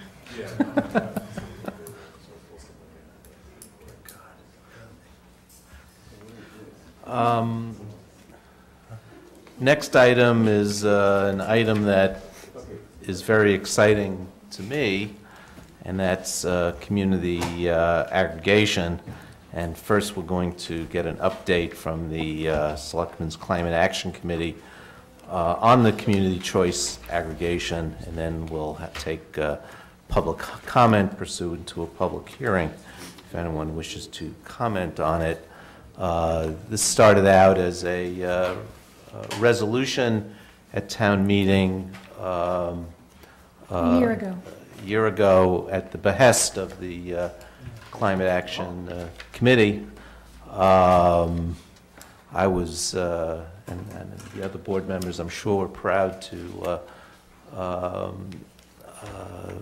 support it. I think it's a great, potentially a great idea, and it's a way we can really make a contribution to climate change efforts and make our electricity supply greener in one fell swoop. So any other introduction before I turn it over to Mr. Lowe? I just want to commend the subcommittee that's been working on this for an incredible amount of work. Werner has been the chair of that subcommittee. Alan Leviton, David Lescoyer, Kathleen Scanlon. Maria Morelli has provided superb staff work, really. I don't know how we could have done it without her. And they've had a number of meetings, and we're not done yet, but this is the first, this is a step. As you'll remember, we had a timeline, and we're sticking to our guns as best we can. And I would like Werner to go ahead and present it so that you can see what it's going to look like. Mr. Lowy, welcome. Thank you very much. Thank you, Nancy. As I agree, we have a really great group. Alan Leviton and Kathleen Scanlon are here, and Tommy Vitolo isn't officially part of the subcommittee. He's not on the Climate Action Committee, but he's somewhere in the building tonight as well, and actually, you know, has a lot of professional expertise in the area, as well as being the original proponent of the warrant article. And as I say, as Nancy said, we're well underway. It's kind of exciting to go through this step by step, and on one level, what we're doing is kind of reporting to you all as we move forward, although, as you can see, it's also a little more than that. This is actually formally a public hearing that we've noticed. But let me, before I do that, I just have 3 slides. I wanted to review the history again. As Nancy said, this was passed unanimously in town meeting 2015. Only in April, we were in front of you, and you approved and signed the contract with Good Energy, who is our consultant, whom we're working very closely with on this. And then about 3 weeks ago, we submitted the draft plan that ultimately has to be approved by the State Department of Public Utilities. But the way the process works is that it's initially submitted for comment, basically, to Department of Energy Resources. And that exactly is why we're here tonight, because, as I say, it was submitted in the middle of May. We put it up on the town website, so it would be available for public review and comment a week ago. And tonight, as a formal matter, we are presenting it to you as a hearing. We hope if there are comments, they're more likely to get them from people reviewing this kind of fairly lengthy plan online. But obviously, if anyone has any comments, tonight would be the time to do it. And then the comment period ends in a week, and if you all are prepared at that point, it's obviously in your discretion, we would ask you a week from now to vote to approve that plan, so that once we get the comments back from DOER, then we'd be prepared to submit it probably in mid-July to DPU. And that's dependent a little bit on exactly when we get the comments back. There'll be kind of a working meeting with the lawyer from DOER sometime in the next couple of weeks. And we anticipate that being the next couple of weeks, and then submitting this in mid-July. And as you may remember from before, we're trying to move this quite quickly because as you see here, there's still quite a bit to be done. I mean, there's a whole RFP and bidding process. Again, we'll get a lot of help from Good Energy, and in many ways, the whole process, we're not inventing the wheel. That lots of people have gone through this. A lot of the basics of the documents that we're working from are ones that have been used before, although we're certainly not only looking at them very carefully, but adjusting them here and there to meet our particular circumstances, and I'll get into that more in a minute. I think clearly a very big part of this is going to be a public education campaign in the late fall, and if all this goes quickly as we hope it will, then we would hope to actually have energy flowing under this new contract by the first of the year. As I said, Could we go back to that last slide? The comment period ends on the 14th. When will we receive the comments of the board? And we're going to be voting that night. to tell you the truth, I don't know what the... I assume there are not going to be a lot of comments. But What? I assume that there are not going to be a lot of comments, but... Yeah, well, there is a town, as I said, the website there is at the bottom. And if you go to that page on the town website, there are several things. There's a copy of the plan itself. There's an FAQ, which is definitely designed to educate the public about it. To tell you the truth, I think on there it says it gives some instructions for submitting comments, but I'm not sure, to tell you the truth. But I'm talking about us receiving the comments. Well, I guess then that's maybe a good point. I'll make sure, you get whatever has come in by Friday. I'll put it in your packet, and then we'll just continue to feed them to you as we get them. I'm not exactly sure how they're coming in, so tomorrow I'll make a point of figuring that out. One of the things we had wanted to do was to have the comment period over, today or tomorrow, but I guess the regulators want you to have a 2-week comment period. So, Tommy's shaking his head, thank you. So that's why, we have this tight time frame. But it's only a 1-week comment period. Well, they've been published. It was Starting published on the first. website a week ago. Okay, but I would assume that many people wouldn't be really aware of this until maybe they're hearing about it tonight, or they'll read about it in the tab after tonight's meeting and Yes. whatever. I think I can actually sort of say unilaterally right here, but again, we are trying to move this quickly, so we've been adjusting our schedule, and we actually had hoped to be getting comments back from DOER more quickly, and we now know that that's been delayed maybe a couple of weeks. So I think the solution here is to push that date back to the 21st. To make sure there's time. I mean, you meet every week, and it seems to me that we should tighten this up. I'll talk with Maria tomorrow morning, and we'll be in touch with Mr. Kleckner as well. And I think that's the solution, because to have the comment period end the same day, and then have you get the comments. To stay on the 1-1 rollout, when do you need a vote from us? We need to vote before we submit to DPU, and we haven't gotten a date yet from DOER as to when they're going to finish reading our plan and be willing to have their lawyers sit down and give us any feedback. So what's hard about all this is that it's not like they're firm filing deadlines. It's that we're trying to keep the thing moving. They put it off because they got a couple ahead of us in line. So Good Energy's lawyer's been calling them saying, "Can you move us up the line?" They said, "Well, the guy took a vacation." And it's one of these things where unfortunately we can't say too much more than the sooner the better.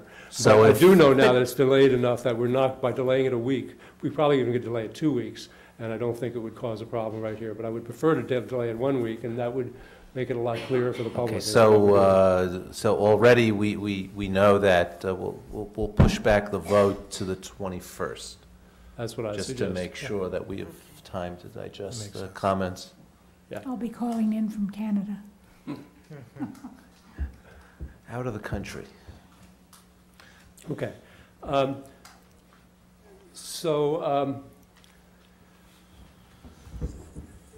say the aggregation plan, which is on the website, is a multi-page document, and these are sort of the three most important things about it. Is say the plan is similar to ones that have been filed with by other communities, because in fact this is something of a standard process at this point, and therefore we're not trying to reinvent the wheel, but only do things to tweak it to make it fit Brookline and be better where possible. The first thing is that that the plan makes clear that we are open to the possibility of a joint procurement with other communities, but that we're not committed to it. And as we get further into the bidding process, that's one of the things we'll be discussing in great detail with Good Energy to try to make a determination of whether we really going to have an economic benefit by going with other communities or not. We're a big enough community ourselves that you know that it's a little hard to tell. That if we were a community of 10,000 people, there'd be no question we'd be wanting to do that. But we're a large enough community that we're going to have to look at it carefully. But we can't really tell right now till we get actually closer to that process. The biggest change, clearly, is where we are pushing the envelope. No other community has gone with a standard product, what we're tentatively calling Brookline Green, which the standard product that all the residents that are part of this program would get, which is 25% additional green for a total 50% green, given that certain amount under the current requirements in the Eversource energy mix is already green, and there's a certain amount of hydro in there. Anyway, this, of course, is exactly what the whole town meeting vote was all about. Can I just ask, can you remind us, because I know there were some numbers at town meeting, what you expect, say, Brookline Green and Brookline All Green to cost above the Brookline Basic? Right. I think we don't yet know what Brookline All Green would cost, but that, and if I say anything wrong, Tommy can speak in more detail about it. But we look back, first of all, or I should say the proponents, as I wasn't so involved, and look back, first of all, to what Climate Action Brookline had done several years ago with signing people up around Brookline for NSTAR Green, which no longer exists, but in some sense is a similar kind of way of allowing residents to green their energy source. And you know, I and a number of other people went door to door, talked to many, many people, and the sense that we got there was that many people were willing to pay a little extra, but that we were talking more in the realm of $5 to $7 a month for the typical household. Obviously, it depends on what your electric bill is, but that kind of thing people didn't blink an eye at. But when it started getting up towards 10 or more than 10, that really became a drain on people's budget, and people chose not to do it. So that is the basis. There was some more than back of an envelope, but still not a formal. You can't tell until you go out in the marketplace what you're going to get. The basic idea being that Brookline Green would be in that range, or maybe less, maybe closer to the same thing that people are paying Eversource right now, because Good Energy has been saying to us that the market looks very good, and that some of the big suppliers really kind of want to jump in right this year. They don't want to lose the chance, because there are another number of communities doing different sorts of things like this. So that's an overall thing. Tommy will correct me if there's some details or real mistakes. The short answer is, for a household that consumes 500 kilowatt hours a month, which is average household approximately for Brookline, not the average giant single-family house, but for the average household, under current rec prices, which have been pretty stable for the last 2 or 3 years, 25% additional green. The Brookline Green will be about $7 a month additional on the bill. Brookline All Green, 3 times as much green, 75% instead of 25%, will be 3 times as much incrementally more, $21 a month. But again, until we get the bids back, we may find that we can get slightly lower prices, and the bottom line is, the more electricity you use in your home, the more you will pay for all of this, for your energy and for the greenness. So consume less, and your bill impact will be less. I have while we're on this topic of 3 different options here, and think it's exciting that there's this potential for an all-green program. I think there's some cost information to be worked out.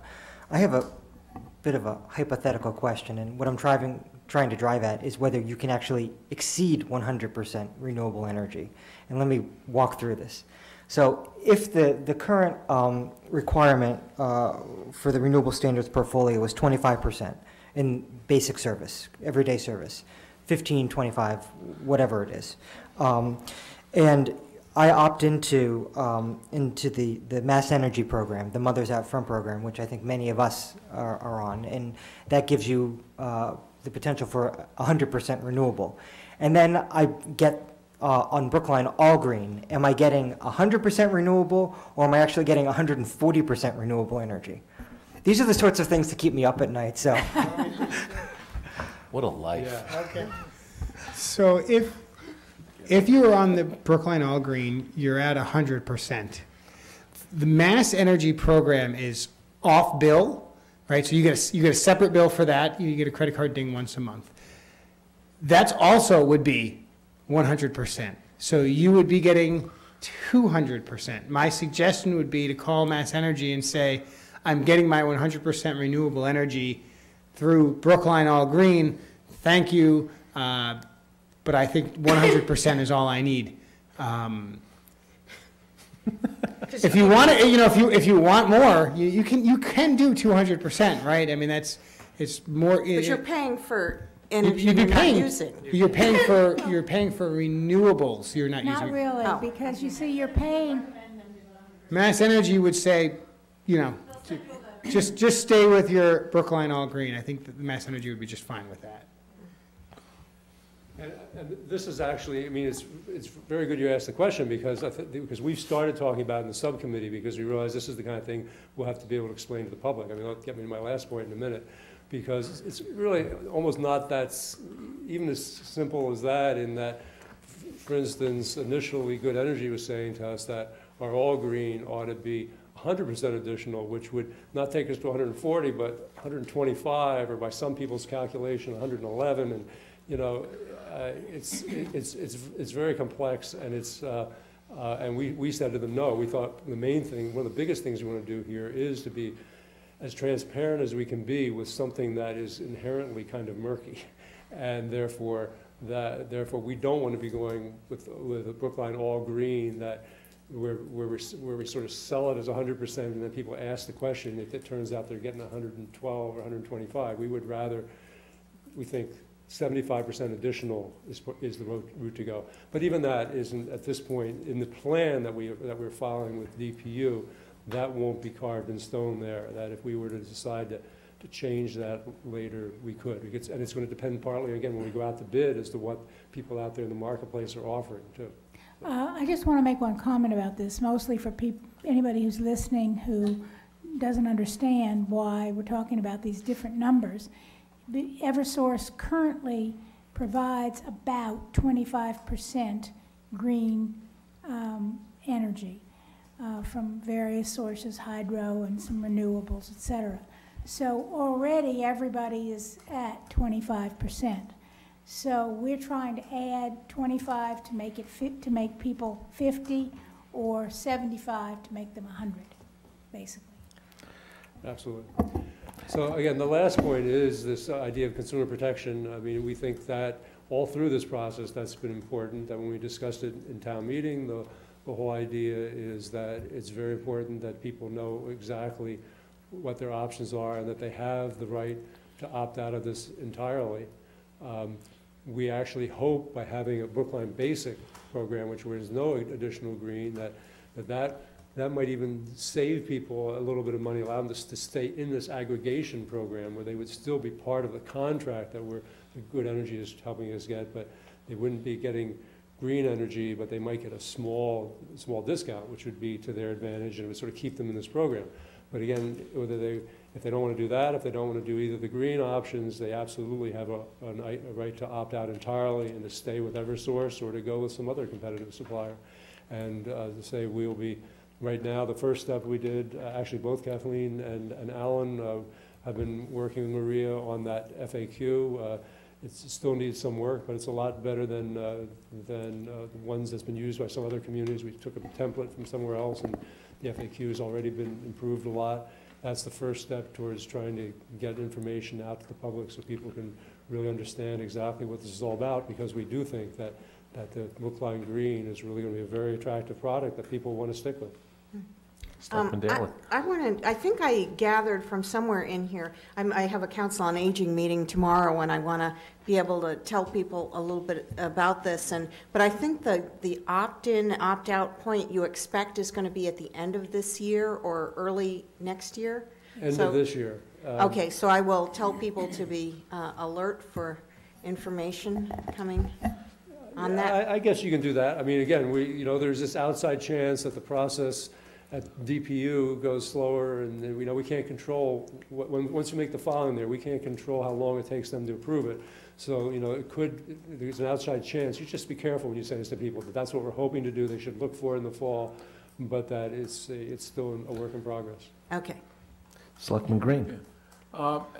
The Brookline Basic, it looks to me like what you're doing there is giving people an alternative to opting out, in that if they're afraid that their energy costs may go up by participating in the program, Brookline Basic gives them an opportunity to participate in the program but have no changes in their And hopefully save a little money. Pardon me? And hopefully save a little money. Right. Hopefully. So maybe a little, yeah. Who knows? Again, and this somewhat is going to depend a little bit on actually when we go out and put together our RFP and such. But there really should be no reason for someone to opt out, given that, more or less.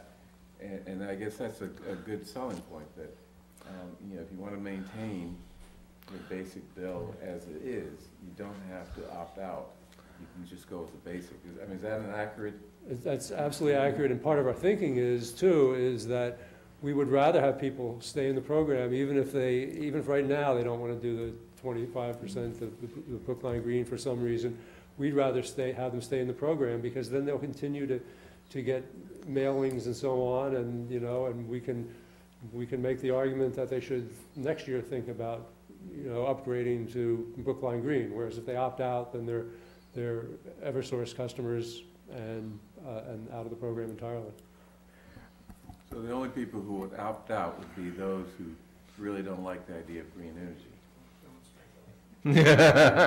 I wouldn't go there, because Brookline Basic is going to have a similar energy mix as Eversource. So some people don't like change, so it could be. No, part of it is it really is it's a change for people. So we're trying to make sure we give people as many options, and that we don't look like we're trying to pull the wool over somebody's eyes.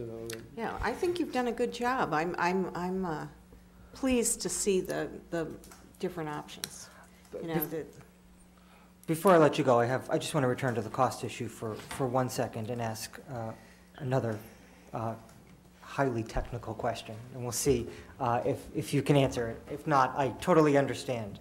So the House version of the Energy Reform Bill, which I think just came out yesterday or today, adds a remuneration charge to the bill, allowing for distributors to recoup some of the cost of actually distributing the renewable energy. And there's some precedent for this in the Green Communities Act, in some other legislation which was passed in recent years.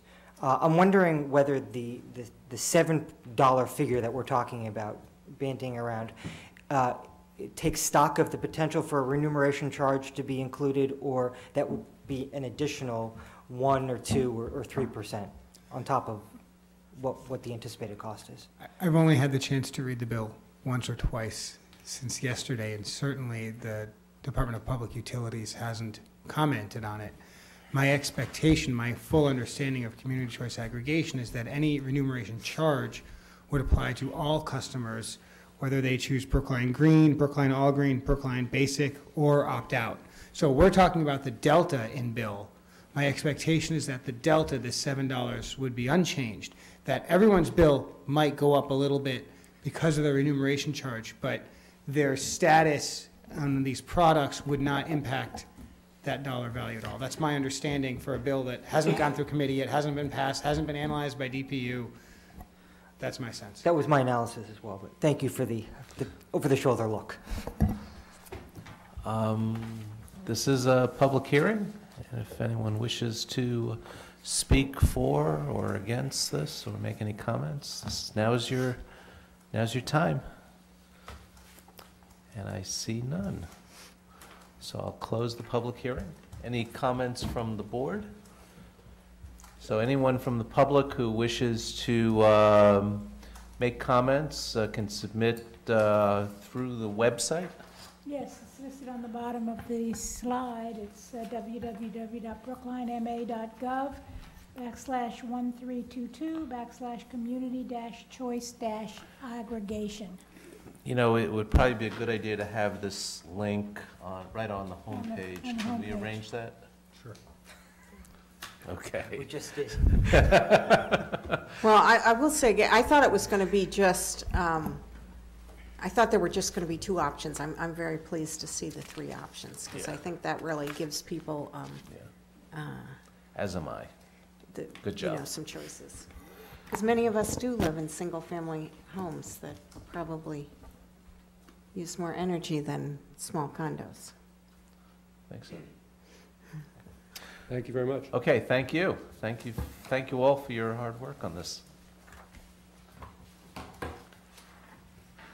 And the last item on our agenda is the policy against discrimination, sexual harassment, and retaliation. And the policy has been undergoing revision now for the last, 5-6 months, and has been reviewed by the Human Resources Commission, the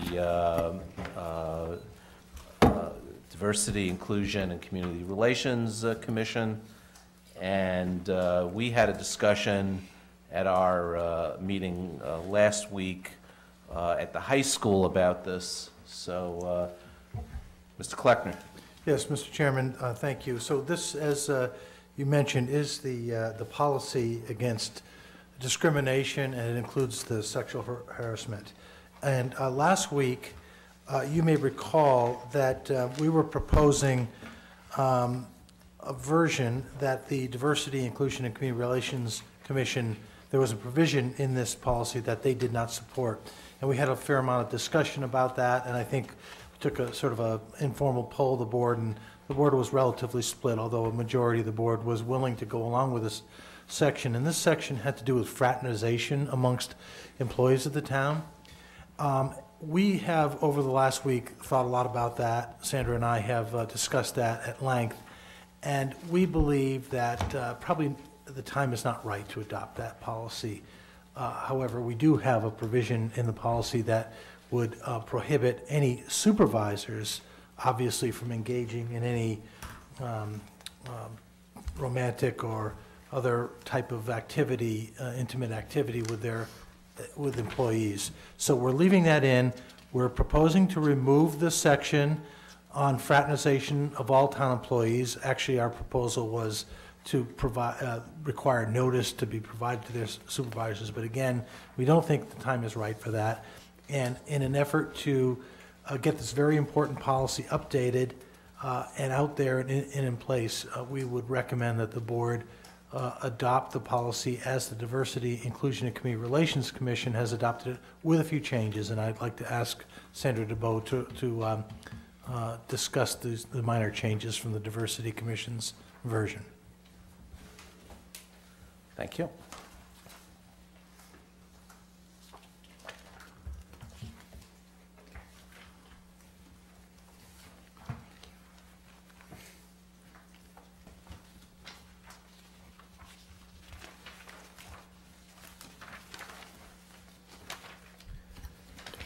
I'm Sandra DeBow, the HR director for the town.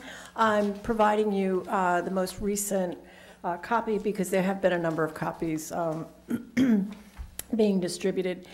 There were some minor edits that were suggested that we're more than happy to incorporate in this policy.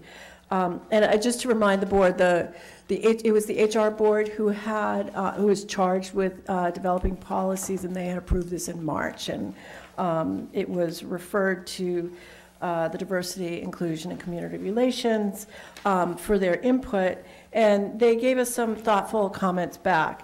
One of the things that they were concerned about were the coworkers reporting when they became involved in various relationships. The supervisor provision, I think, is an important provision. It is the much more important provision. I think it was already within the body of the law, and now body of the policy, and now we are being very explicit with regard to the supervisors. I can tell you that we have trained supervisors previously under the policy, and our overriding message is you have a duty to be aware, to keep your eyes open, and to report things that you believe might be rising to the level of a violation of this policy. And I'm actually doing training right now with Dr. Cox of the police department, and I am reviewing this issue generally when we talk with sexual harassment. And so this is something that we can very easily talk about in training, about this is what you need to be looking out for, and we have some scenarios that we actually walk through. So the other reason that I'm happy to set this particular provision aside is because this is something that we would, in all likelihood, because it is sensitive, have to discuss with our unions, and that's just not something that we're interested in doing right at this time. I think that there was good feedback. I think we need to consider this again and maybe bring it forward at a different time, but I'm happy if you all are happy with making the recommendation that the supervisor language change. They tweaked it a little bit. I'm okay with it, but that we take that provision away. I think the more substantive changes that have to do with the timelines and the deadlines are important, and so that's what we Sandra, are. there is that questions. word of dating that in the Yes, supervisory yes, language thank that I you. think we had some That's discussion right. about last week, and That's we feel right. that it's an important phrase, but why don't you explain Right. why? So there was some discussion about whether dating was redundant with, because the term was dating, sexual or romantic. I think that was the order, but, and that was somewhat redundant.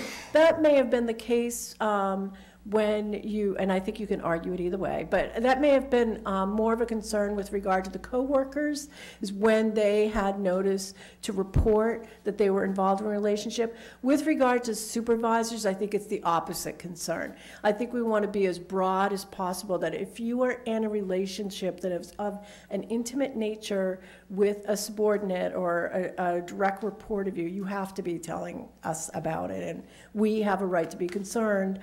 You yourself should be concerned with the legal minefield that you are about to step into. So I would strongly recommend that we keep the term dating as well as sexual or romantic relationship in the language with regard to supervisors. But the supervisors don't just have to report it, they cannot. They're prohibited. That's correct. Prohibited from That's correct. engaging in any dating, romantic, or sexual relationship, right? That's right. With their underlings. That's correct. Okay. By all means. I have one question. I asked the question last week, and now that everyone's had another chance to look at this, I wonder if you all feel that this language covers it. I was concerned about the situation in which there may have been consensual dating or relationship between two coworkers, and one person ends it and the other person is sort of unwilling to let it go, and doing harassing things like leaving notes or things for them. Do you feel that situation is covered under Yes. this language? That falls under the hostile work environment. Okay. So it's covered by the policy already. Okay. So, as you recall, last week, I volunteered to discuss this with Ms. DeBoe, and Bernard Green also expressed an interest in doing that, and he and I chatted about it and chatted with Sandra today. And when I thought I was supportive of this language, but as I thought about it and wrote out for myself a bunch of different scenarios and thought about how we were going to enforce it and, you know, the issues around it.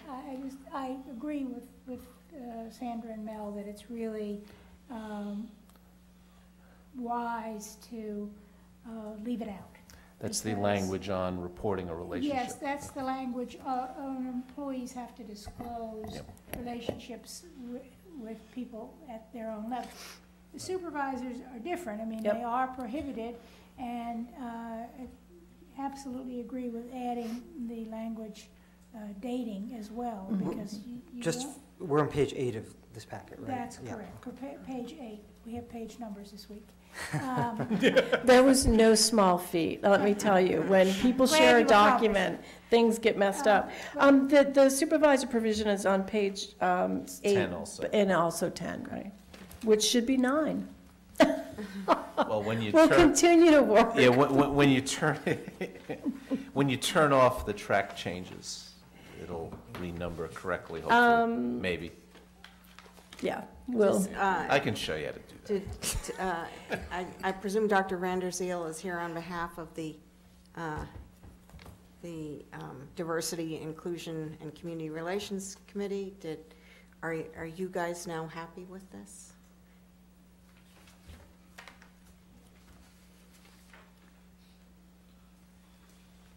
So I'm Kay Vanderzeel. I'm a commissioner on the Commission for Diversity, et cetera. As I said to you last week, I was not at the original meeting. I was in Nicaragua with Sister City that week.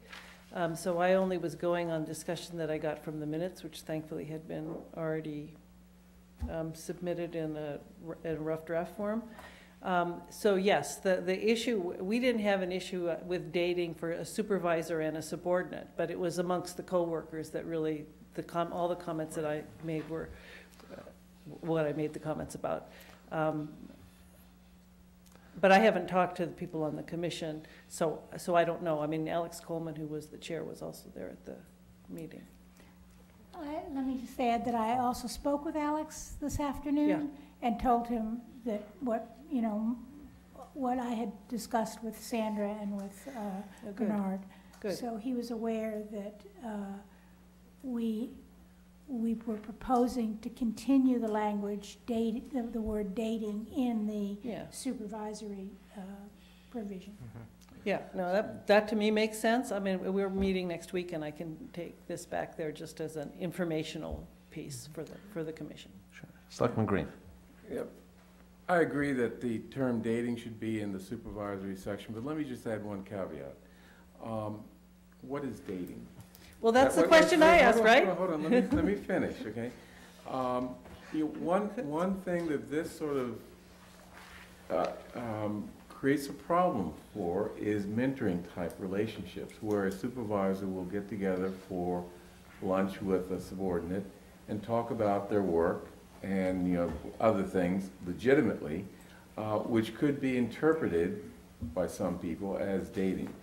So I don't think that we need to take that word out despite its ambiguity, but I think it needs to be part of the training of supervisors in terms of scenarios where such a mentoring relationship can get out of control, as well as ways that people can avoid problems, because otherwise what you're doing is, particularly with respect to women, you're undermining their ability to develop those type of mentoring relationships that can really be helpful in terms of their job advancement.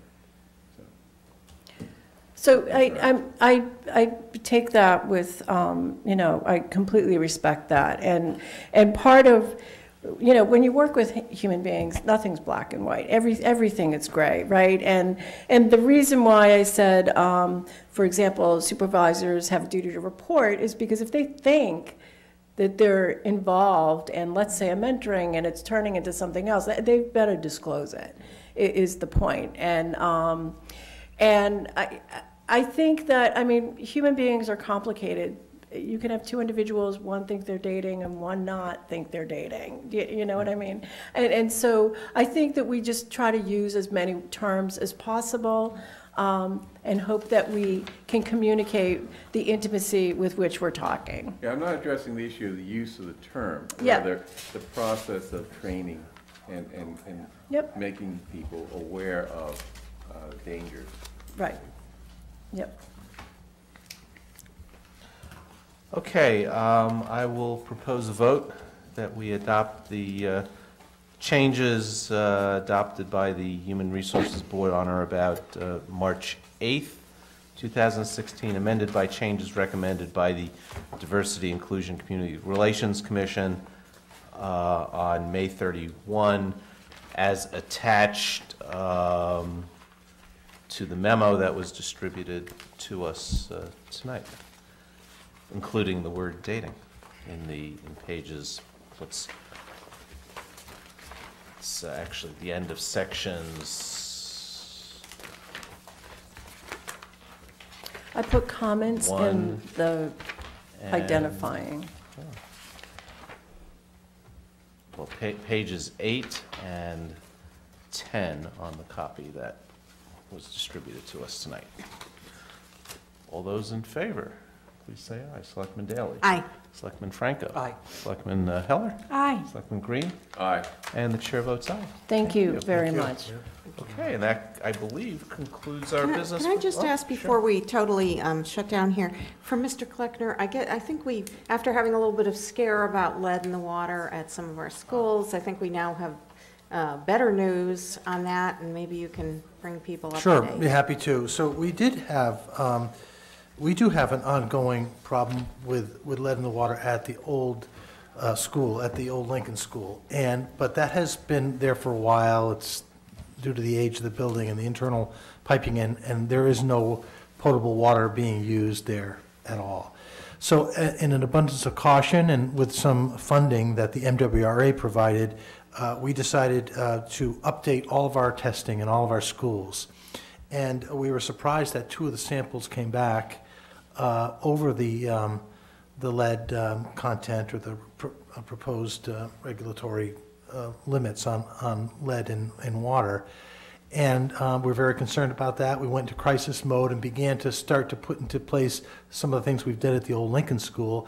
And come to find out, MWRA advised us late last week that, in fact, their testing was inaccurate, and all of the tests passed.